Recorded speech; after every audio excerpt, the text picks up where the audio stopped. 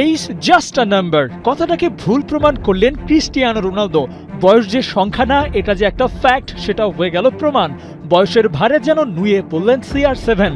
দল ড্র করেছে আর সেখানে রোনালদো নিষ্প্রভ। বয়সের ভরে নয় কি?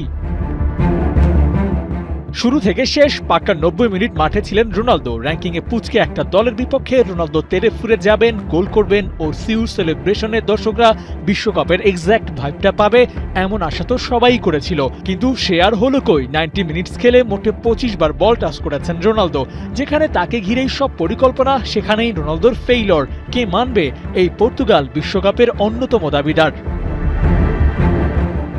রুচি চানাচুর 300 গ্রাম ও 500 গ্রামের ফ্যামিলি প্যাক, এক প্যাকে পুরো পরিবার।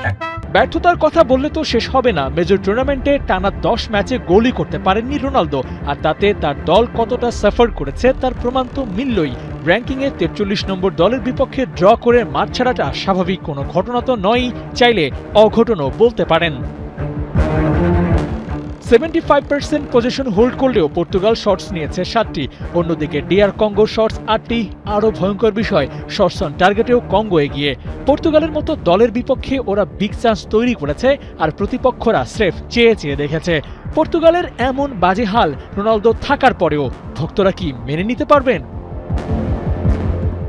জোয়াও নেভেসের গোলটা এগিয়ে দিলেও বাকিদের বাজে পারফরম্যান্সে পয়েন্ট খুইয়েছে পর্তুগাল।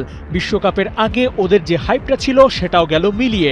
একই সাথে মেসির বিপক্ষে রোনালদোরও এগিয়ে থাকা হলো না। 6 বিশ্বকাপে গোল করার রেকর্ডটাও গড়তে পারলেন না। 41-এর ক্রিস্টিয়ানোর জন্য রেকর্ডটা জমে রইল উজবেকিস্তান ম্যাচের জন্য। জয় ফিরতে আপাতত এই ম্যাচেরই অপেক্ষা। আবু নাইম, 71।